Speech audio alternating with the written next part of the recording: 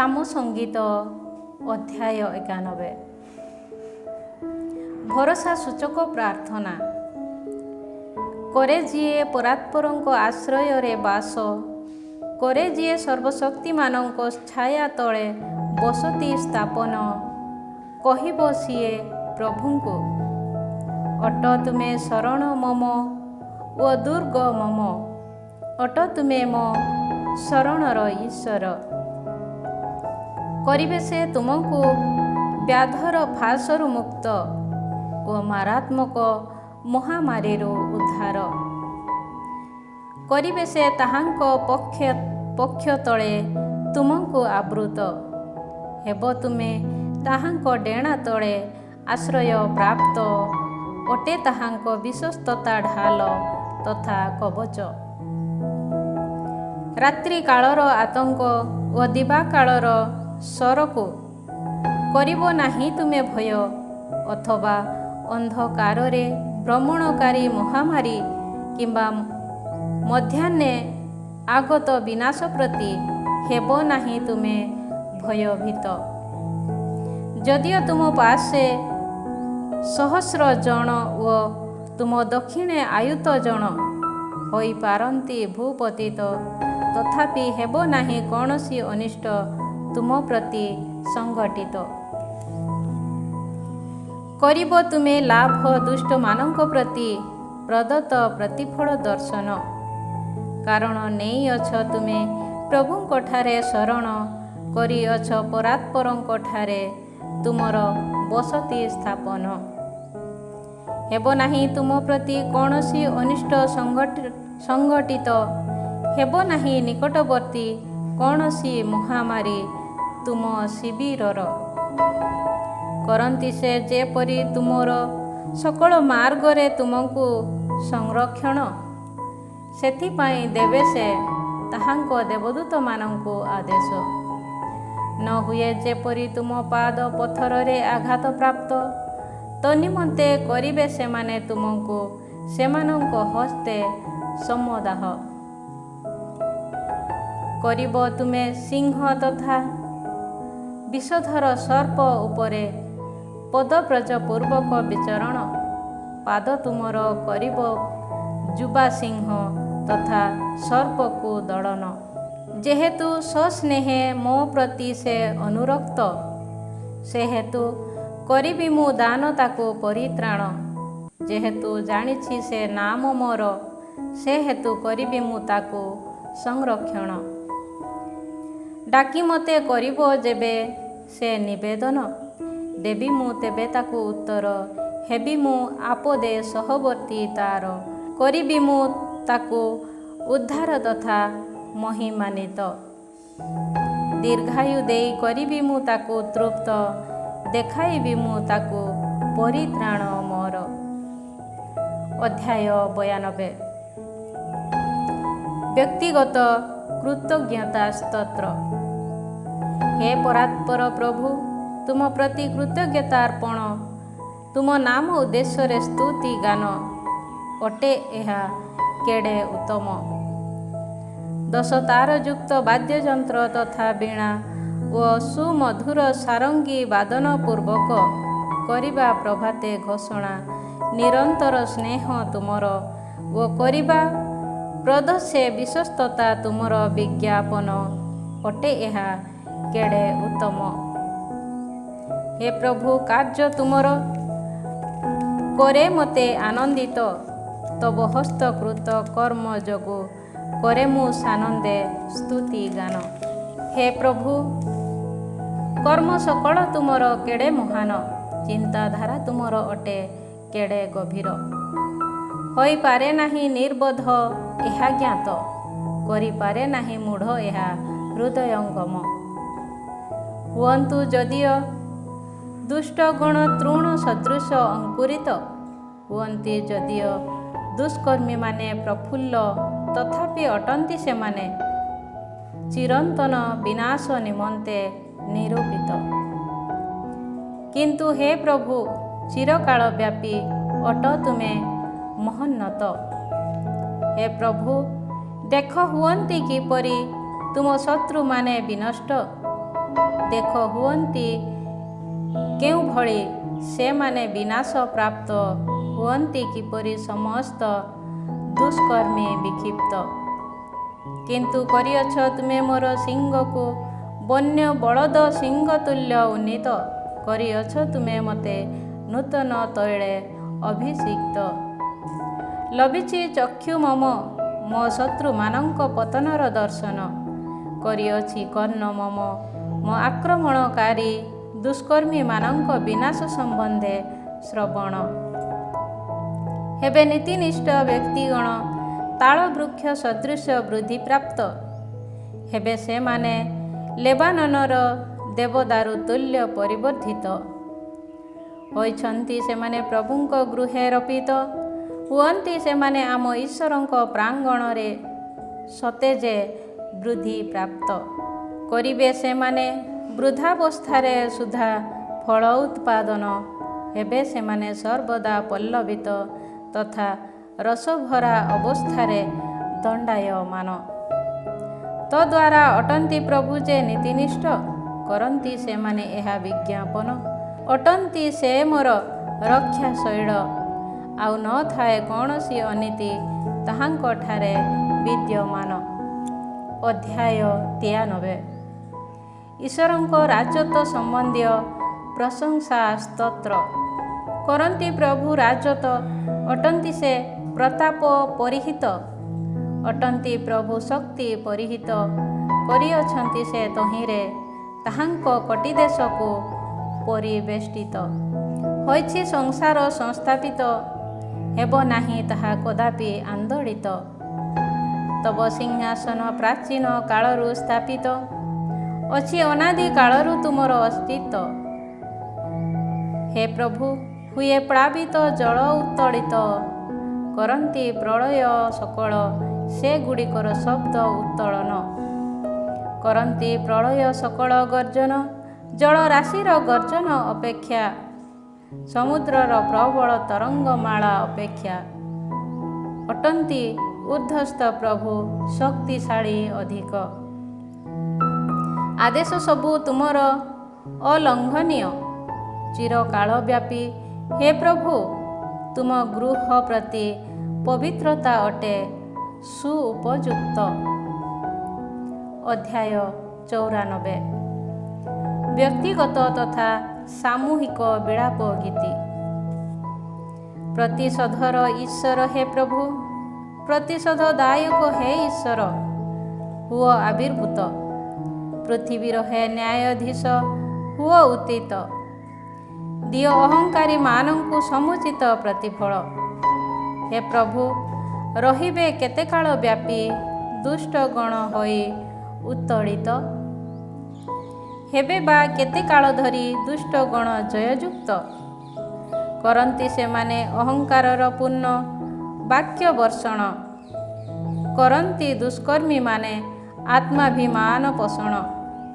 କରନ୍ତି ସେମାନେ ତୁମ ସ୍ୱଜନମାନଙ୍କୁ ବିଧ୍ୱସ୍ତ, କରନ୍ତି ସେମାନେ ତୁମ ଉତ୍ତରାଧିକାରକୁ କ୍ଲେଶ ପ୍ରପୀଡ଼ିତ।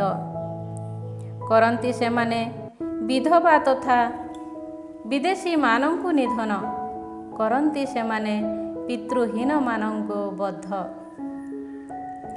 କହନ୍ତି ସେମାନେ, କରନ୍ତି ନାହିଁ ପ୍ରଭୁ ନିରୀକ୍ଷଣ, କରନ୍ତି ନାହିଁ ଯାକୋବଙ୍କ ଈଶ୍ୱର ହୃଦୟଙ୍ଗମ।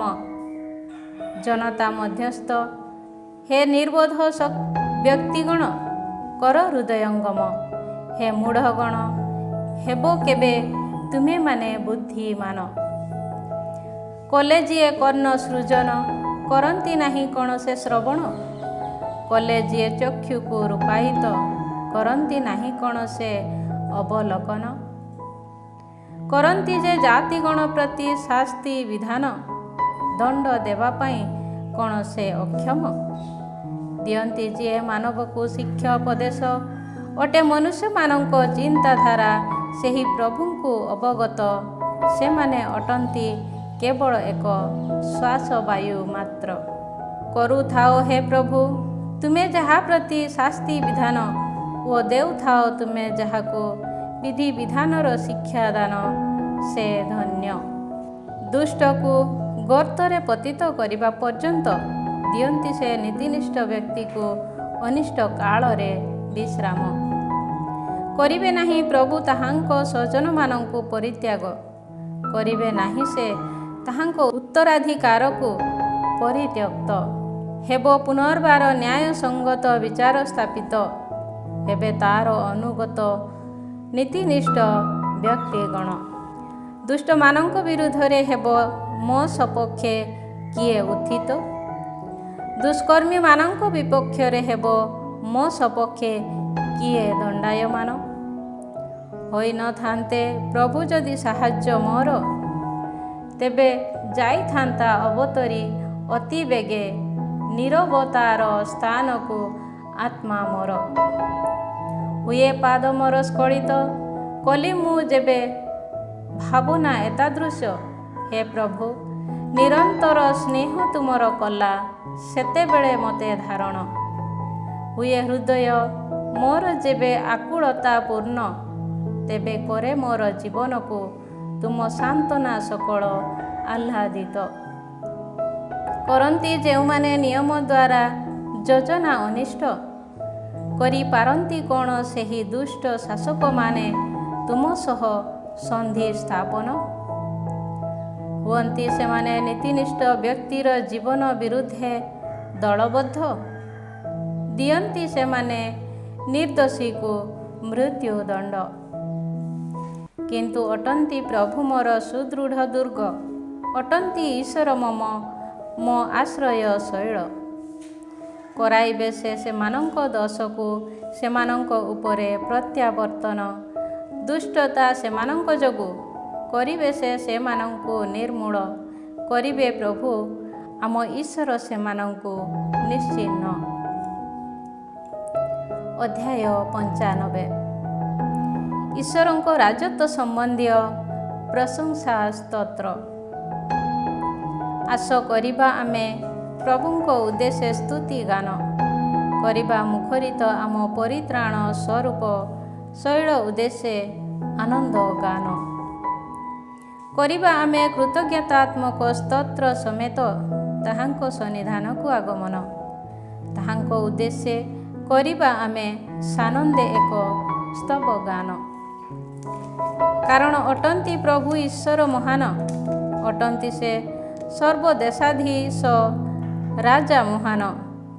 ପୃଥିବୀର ଅଗାଧ ସକଳ ତାହାଙ୍କର ହସ୍ତାଧୀନ, ଅଟେ ପର୍ବତ ଶିଖର ସମୂହ ମଧ୍ୟ ତାହାଙ୍କର। ସମୁଦ୍ର ତାହାଙ୍କର କାରଣ, କଲେ ସେ ତାହା ସୃଜନ, କଲା ତାହାଙ୍କ ହସ୍ତ ଶୁଷ୍କ ଭୂମି ଗଠନ। ଆସ କରିବା ଆମେ ଆରାଧନା ପ୍ରଣିପାତ ପୂର୍ବକ, କରିବା ଆମେ ଆମ ସ୍ରଷ୍ଟାଙ୍କ ସନ୍ନିଧାନେ ଜାନୁପାତ। କାରଣ ଅଟନ୍ତି ସେ ଆମ ଈଶ୍ୱର, କରନ୍ତି ସେ ଯେଉଁମାନଙ୍କୁ ଚାରଣ। ଅଟୁ ଆମେ ସେହି ବ୍ୟକ୍ତିଗଣ ଓ ତାହାଙ୍କ ଦ୍ୱାରା ପ୍ରତିପାଳିତ ମେଷଗଣ। କରନ୍ତୁ ଭଲା ତୁମେମାନେ ଆଜି ତାହାଙ୍କ ସ୍ୱର ଶ୍ରବଣ। କରିଥିଲ ଯେପରି ମେରିବାଠାରେ ଓ ମରୁ ପ୍ରାନ୍ତରସ୍ଥ ମାସାରେ ସାଧନ, କର ନାହିଁ ସେହିପରି ତୁମମାନଙ୍କ ହୃଦୟକୁ କଠିନ। କଲେ ସେ ସମୟରେ ତୁମ ପିତୃପୁରୁଷମାନେ ମୋତେ ପରୀକ୍ଷା, ଯଦିଓ ଦେଖିଥିଲେ କାର୍ଯ୍ୟକଳାପ ମୋର, ତଥାପି କଲେ ସେମାନେ ମୋତେ ପରୀକ୍ଷା। ହୋଇ ବିରକ୍ତ 40 ବର୍ଷ ବ୍ୟାପୀ, କହିଲି ସେହି ବଂଶକୁ ମୁଁ, ଭ୍ରଷ୍ଟ ହୃଦୟ ବିଶିଷ୍ଟ ଜନତା ଏହିମାନେ। କରନ୍ତି ନାହିଁ ମୋର ମାର୍ଗର କୌଣସି ବିବେଚନା ସେମାନେ। ସୁତରାଂ କରିବେ ନାହିଁ ସେମାନେ ପ୍ରବେଶ ମୋର ବିଶ୍ରାମରେ କଦାଚନ। କରି ମୁଁ କ୍ରୋଧରେ ଏହିପରି ଶପଥ ଗ୍ରହଣ। ଅଧ୍ୟାୟ 96। ଈଶ୍ୱରଙ୍କ ରାଜତ୍ୱ ସମ୍ବନ୍ଧୀୟ ପ୍ରଶଂସା ସ୍ତୋତ୍ର। କର ପ୍ରଭୁଙ୍କ ଉଦ୍ଦେଶ୍ୟ ଏକ ନୂତନ ଗୀତ ଗାନ, ହେ ପୃଥିବୀ କର ପ୍ରଭୁଙ୍କ ଉଦ୍ଦେଶ୍ୟ ଗାନ। ପ୍ରଭୁଙ୍କ ଉଦ୍ଦେଶ୍ୟ କର ଗାନ, କର ନାମ ତାହାଙ୍କର ସ୍ତୁତି ଗାନ। କର ଦିନକୁ ଦିନ ବିଜ୍ଞାପନ ତାହାଙ୍କର ପରିତ୍ରାଣ। କର ଜାତିଗଣେ ମଧ୍ୟରେ ମହତ୍ତ୍ୱ ତାହାଙ୍କର ପ୍ରଖ୍ୟାପନ। କର ଜନତା ମଧ୍ୟରେ ତାହାଙ୍କ ଅଦ୍ଭୁତ କର୍ମାବଳୀ ବିଜ୍ଞାପନ। କାରଣ ଅଟନ୍ତି ପ୍ରଭୁ ମହାନ, ସେ ଅତ୍ୟଧିକ ପ୍ରଶଂସନୀୟ। ସମସ୍ତ ଦେବମାନଙ୍କ ଅପେକ୍ଷା ତାହାଙ୍କୁ ଅଧିକ ଭୟ କରିବା ଯୁକ୍ତି ସଙ୍ଗତ। ଜାତି ସକଳର ଦେବଗଣ କେବଳ ପିତୁଳା ମାତ୍ର, କିନ୍ତୁ ଅଟନ୍ତି ପ୍ରଭୁ ସ୍ରଷ୍ଟା ଆକାଶମଣ୍ଡଳର। ମହିମା ତଥା ମହତ୍ତ୍ୱ ତାହାଙ୍କ ସନ୍ନିଧାନେ ବିଦ୍ୟମାନ। ଶକ୍ତି ତଥା ସୌନ୍ଦର୍ଯ୍ୟ ତାହାଙ୍କ ପବିତ୍ର ଆଳये ବିରାଜମାନ। ଜାତି ସକଳର ହେ ଗୋଷ୍ଠୀଗଣ, କର ପ୍ରଭୁଙ୍କୁ ବିଜ୍ଞାପନ। ମହିମା ତଥା ପରାକ୍ରମ ଯେ ପ୍ରଭୁଙ୍କର, କର ଏହା ବିଜ୍ଞାପନ। କର ପ୍ରଭୁଙ୍କ ନାମର ଯଜ୍ଞ ସମ ଭାବେ ତାହାଙ୍କୁ ଗୌରବାନ୍ୱିତ। କର ପ୍ରବେଶ ତାହାଙ୍କ ପ୍ରାଙ୍ଗଣ ମଧ୍ୟରେ ନୈବେଦ୍ୟ ସମେତ। କର ପ୍ରଭୁଙ୍କ ଆରାଧନା ହୋଇ ପବିତ୍ର ପରିଧାନ ପରିହିତ। ହେ ସମଗ୍ର ପୃଥିବୀ, ହୁଅ ତାହାଙ୍କ ସନ୍ନିଧାନେ କମ୍ପମାନ। କର ଜାତିଗଣ ମଧ୍ୟରେ ଘୋଷଣା, କରନ୍ତି ପ୍ରଭୁ ରାଜତ। ହୋଇଛି ପୃଥିବୀ ସ୍ଥାପିତ, ହେବ ନାହିଁ ତାହା କଦାପି ଆନ୍ଦୋଳିତ। କରିବେ ସେ ବିଚାର, ନ୍ୟାୟ ସଙ୍ଗତେ ଜନତାର। ହେଉ ନଭମଣ୍ଡଳ ଆନନ୍ଦିତ, ହେଉ ଧରାଧାମ ଆହ୍ଲାଦିତ। କରୁ ସମୁଦ୍ର ଗର୍ଜନ ତଥା ତନ୍ମଧ୍ୟସ୍ଥ ସମସ୍ତ। ହେଉ କ୍ଷେତ ତଥା ତନ୍ମଧ୍ୟସ୍ଥ ସମସ୍ତ ଆହ୍ଲାଦିତ। ତେବେ ଯାଇ କରିବେ ବୃକ୍ଷ ସକଳ, ପ୍ରଭୁଙ୍କ ସନ୍ନିଧାନେ ଆନନ୍ଦଗାନ ମୁଖରିତ। କାରଣ କରନ୍ତି ସେ ଆଗମନ, କରନ୍ତି ସେ ପୃଥିବୀର ବିଚାର ପାଇଁ ଆଗମନ। ସଂସାରକୁ ନୀତିନିଷ୍ଠରେ ଓ ଜନତାକୁ ସତ୍ୟତାରେ କରିବେ ସେ ବିଚାର। ଅଧ୍ୟାୟ 97। ଈଶ୍ୱରଙ୍କ ରାଜତ୍ୱ ସମ୍ବନ୍ଧୀୟ ପ୍ରଶଂସା ସ୍ତୋତ୍ର। କରନ୍ତି ପ୍ରଭୁ ରାଜତ୍ୱ, ହେଉ ପୃଥିବୀ ଆହ୍ଲାଦିତ। ହେଉ ଦ୍ୱୀପ ସବୁ ଆନନ୍ଦିତ। କରେ ମେଘମାଳା ତଥା ଗାଢ଼ ଅନ୍ଧକାର ତାହାଙ୍କୁ ପରିବେଷ୍ଟନ। ଅଟେ ନୀତିନିଷ୍ଠା ତଥା ନ୍ୟାୟ ସିଂହାସନ ତାହାଙ୍କର ଭିତ୍ତିମୂଳ। କରେ ଅଗ୍ନି ତାହାଙ୍କ ସାନ୍ନିଧ୍ୟନେ ଆଗମନ। କରେ ତାହା ଚତୁଃପାର୍ଶ୍ୱସ୍ଥ ତାହାଙ୍କ ବିରୋଧୀମାନଙ୍କୁ ଦହନ। କରେ ତାହାଙ୍କ ବିଦ୍ୟୁତ ଝଲକ ସଂସାରକୁ ପ୍ରଦୀପ୍ୟମାନ। ଦେଖି ତାହା ହୁଏ ପୃଥିବୀ କମ୍ପମାନ। ପ୍ରଭୁଙ୍କର ସନ୍ନିଧାନେ ସମଗ୍ର ପୃଥିବୀର ଅଧୀଶ ପ୍ରଭୁ ସନ୍ନିଧାନେ ହୁଏ ପର୍ବତ ସକଳ ମହମ ସଦୃଶ ଗଳିତ। କରେ ନଭମଣ୍ଡଳ ତାହାଙ୍କ ନୀତିନିଷ୍ଠା ପ୍ରଖ୍ୟାପନ। କରନ୍ତି ଲାଭ ସମସ୍ତ ଜନତା ତାହାଙ୍କ ମହତ୍ତ୍ୱର ଦର୍ଶନ। କରନ୍ତି ଯେଉଁମାନେ ଅସାର ପ୍ରତିମୂର୍ତ୍ତି ଗୁଡ଼ିକ ସମ୍ବନ୍ଧେ ଦର୍ପ ପ୍ରକାଶ। ହୁଅନ୍ତୁ ସେହି ପିତୁଳା ପୂଜକ ଗଣ ଅପମାନିତ। ହୁଅନ୍ତି ନତମସ୍ତକ ତାହାଙ୍କ ସନ୍ନିଧାନେ ଦେବବୃନ୍ଦ। ଶୁଣି ଏହା ହୁଏ ସିୟନ ଆନନ୍ଦିତ। ହୁଅନ୍ତି ଯୁଦାର କନ୍ୟାମାନେ ଆହ୍ଲାଦିତ। ହେ ଈଶ୍ୱର, ତୁମ ନ୍ୟାୟ ବିଚାର ଯୋଗୁଁ ହୁଅନ୍ତି ସେମାନେ ଉଲ୍ଲସିତ।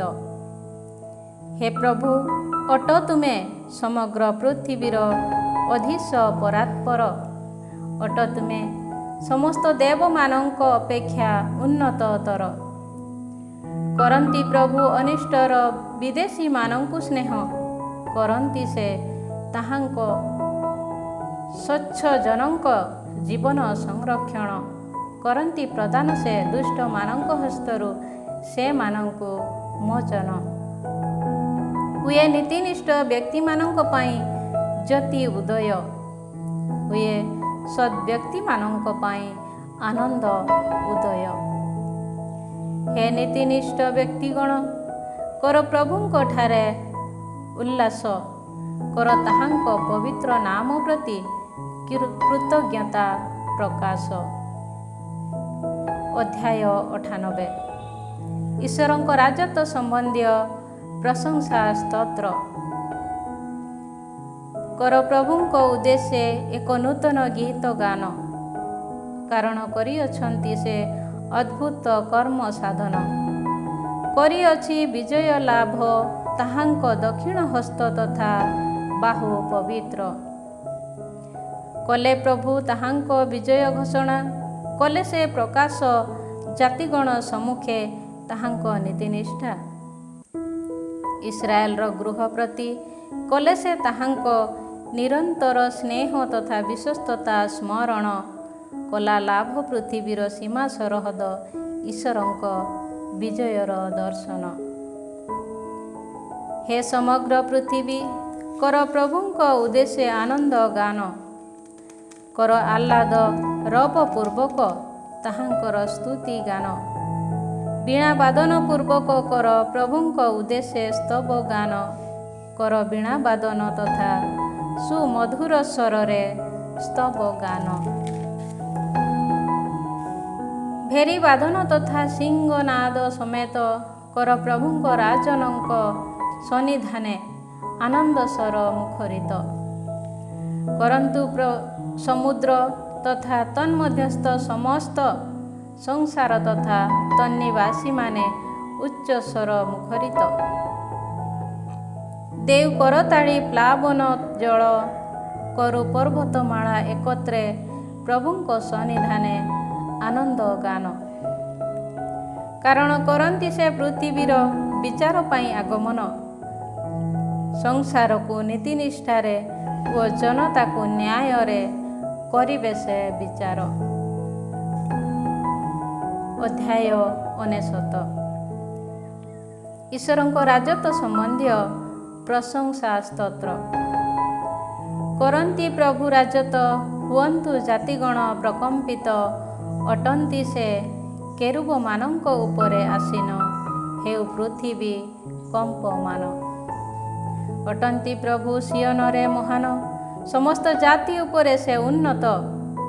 କରନ୍ତି ସେମାନେ ତୁମର ମହତ ଓ ଭୟାନକ ନାମର ସ୍ତୁତି ଗାନ। ଅଟନ୍ତି ସେ ପବିତ୍ର ପାବନ। ହେ ଶକ୍ତିଶାଳୀ ରାଜା, ହେ ସ୍ନେହୀ ନୀତିନିଷ୍ଠାର, କରିଅଛ ତୁମେ ନ୍ୟାୟ ବିଚାର ସଂସ୍ଥାପିତ।